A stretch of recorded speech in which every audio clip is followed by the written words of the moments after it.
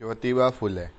यह अप्रत्याशित नहीं है कि भारत के सामाजिक विकास और बदलाव के आंदोलन में जिन 5 समाज सुधारकों के नाम लिए जाते हैं उनमें महात्मा ज्योतिबा फुले के नाम का शुमार नहीं है।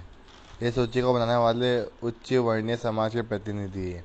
ज्योतिबा फुले ब्राह्मण वर्चस्व और सामाजिक मूल्यों को कायम रखने वाली शिक्षा और सुधार के समर्थक नहीं थे। उन्होंने पूंजीवादी और पुरोहितवादी मानसिकता पर हल्ला बोल दिया। उनके द्वारा स्थापित सत्यशोधक समाज और उनका क्रांतिकारी साहित्य इसका प्रमाण है। जब ब्राह्मणों ने कहा विद्या शूद्रों के घर चली गई, तो फूले ने तत्काल उत्तर दिया, सच का सवेरा होते ही वेद डूब गए। विद्या शूद्रों के घर चली गई, भूदेवी ब्राह्मण शर्मा गए। महात्मा ज्योतिबा फुले ने वर्ण, जाति और वर्ग व्यवस्था में निहित शोषण प्रक्रिया को एक दूसरे का पूरक बताया। उनका कहना था कि राज्य सत्ता और ब्राह्मण आधिपत्य के तहत धर्मवादी सत्ता आपस में साठ-गांठ कर इस सामाजिक व्यवस्था और मशीनरी का उपयोग करती है। उनका कहना था कि इस शोषण व्यवस्था के खिलाफ दलितों के अलावा स्त्रियों का आंदोलन करना चाहिए। महात्मा ज्योतिबा फुले के मौलिक विचार गुलामगिरी, क्षेत्रीय यांचा, आसूड़, किसानों का प्रतिशोध, सार्वजनिक सत्य, धर्म आदि पुस्तकों में संग्रहित है। उनके विचार अपने समय से बहुत आगे थे। आदर्श परिवार के बारे में उनकी अवधारणा है, जिस परिवार के पिता बौद्ध, माता ईसाई, बेटा मुसलमान और बेटी मुसलमान हो और बेटा सत्यधर्मी हो, वह परिवार एक आदर्श परिवार है। आधुनिक शिक्षा के बारे में फूले कहते हैं, यदि आधुनिक शिक्षा का लाभ सिर्फ उच्च वर्ग को ही मिलता है तो उसमें शूद्रों का क्या स्थान होगा। गरीबों से कर्ज जमा करना, उसे उच्च वर्गीय लोगों के बच्चों की शिक्षा पर खर्च करना, किसे चाहिए ऐसी शिक्षा। स्वाभाविक है कि विकसित वर्ग का प्रतिनिधित्व करने वाले और सार्वजनिक समाज सुधारना चाहने वाले तथाकथित संपादशाही कक्षों ने महात्मा फुले को समाज सुधारकों की सूची में कोई स्थान नहीं दिया। यह ब्राह्मणी मानसिकता की असलियत का भी पर्दाफाश करता है। 1883 में ज्योतिबा फुले अपने बहुचर्चित ग्रंथ क्षेत्रीय आसूड़ के उपनिषद में लिखते हैं, विद्या बिना मति गई, मति बिना नीति गई, नीति बिना गति गई, गति बिना वित्त गया, वित्त बिना शूद्र गया। इतने अनर्थ एक अविद्या ने किए। महात्मा ज्योतिबा फुले ने लिखा, स्त्री शिक्षा के दरवाजे पुरुषों ने इसलिए बंद कर रखे हैं कि वह मानवीय अधिकारों को समझ न पाए। जैसे स्वतंत्रता पुरुष लेता है, वैसी ही स्वतंत्रता स्त्री लेता हो। पुरुषों के लिए अलग नियम और स्त्रियों के लिए अलग नियम, यह पक्षपात है। ज्योतिबा ने स्त्री समानता के प्रतिनिधि करने वाली नई विवाह विधि की रचना की। बुरी विवाह विधि ने उन्हें ब्राह्मण का स्थान ही हटा दिया। उन्होंने नए मंगलाष्टक विवाह के अवसर पर पढ़े जाने वाले मंत्र तैयार किए। वे चाहते थे कि विवाह विधि में पुरुष प्रधान संस्कृति के समर्थन और स्त्री गुलामगिरी सिद्ध करने वाले जितने मंत्र हैं वे सारे निकाल लिए जाए।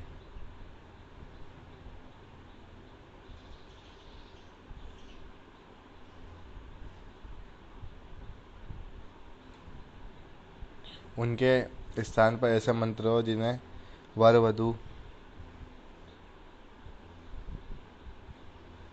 आसानी से समझ सके। ज्योतिबा ने जिन मंगलाष्टकों की रचना की उनमें वधु वर्ण से कहती है, स्वतंत्रता का अनुभव हम स्त्रियों को ही नहीं। इस बात की आज शपथ लो कि स्त्री को उसका अधिकार दोगे और उसे अपनी स्वतंत्रता का अनुभव करने दोगे। यह आकांक्षा सिर्फ वधु की ही नहीं, गुलामी से मुक्ति चाहने वाले हर स्त्री की ही। स्त्री के अधिकारों और स्वतंत्रता के लिए ज्योतिबा फुले ने हर संभव प्रयत्न किए। 1878 में जब ज्योतिबा फुले को महात्मा की उपाधि से सम्मानित किया गया तो उन्होंने कहा, मुझे महात्मा कहकर मेरे संघर्ष को पूर्व विराम मत दीजिए। जब व्यक्ति मठाधीश बन जाता है तो वह संघर्ष नहीं कर सकता, इसलिए आप सब साधारण चिन्ह ही रहने दें, मुझे अपने बीच से अलग न करें। महात्मा ज्योतिबा फुले का सबसे बड़ी विशेषता यही थी कि वो जो कहते थे उनके अपने आचरण और व्यवहार में उतार कर दिखाते थे। इस दिशा में अग्रसर उनका पहला कदम था अपनी पत्नी सावित्रीबाई को शिक्षित करना। ज्योतिबा ने उन्हें मराठी भाषा में नहीं, अंग्रेजी लिखना, पढ़ना और बोलना भी सिखाया। सावित्रीबाई को भी बचपन में शिक्षा में रुचि थी और उनकी ग्रह शक्ति तेज थी। उनके बचपन की एक घटना बहुत प्रसिद्ध है। 6-7 साल की उम्र में वह हाट बाजार अकेली ही चली गई थी। एक बार सावित्री शिलक गाँव को हाट में गई। वहाँ कुछ खरीद कर खाते खाते उसने देखा कि एक पेड़ के नीचे कुछ मिशनरी स्त्रियाँ और पुरुष गा रहे हैं। एक लाट साहब ने उन्हें खाते देखा और रुककर गाना सुनते हुए देखा तो कहा, इस तरह रास्ते में खाते घूमना अच्छी बात नहीं है। सुनते ही सावित्री ने हाथ का खाना फेंक दिया। लाट साहब ने कहा, बड़ी अच्छी लड़की हो तुम, ये पुस्तक ले जाओ, तुमने पढ़ना न जाए तो इसके चित्र तुम्हें अच्छे लगेंगे। घर जाकर सावित्री ने वो पुस्तक अपने पिता को दिखाई। आग बबूला होकर पिता ने उसे कूड़े में फेंक दिया। ईसाइयों में से ऐसी चीज़ें लेकर तू भ्रष्ट हो जाएगी और सारे कुल को भ्रष्ट करेगी, तेरी शादी कर देनी चाहिए।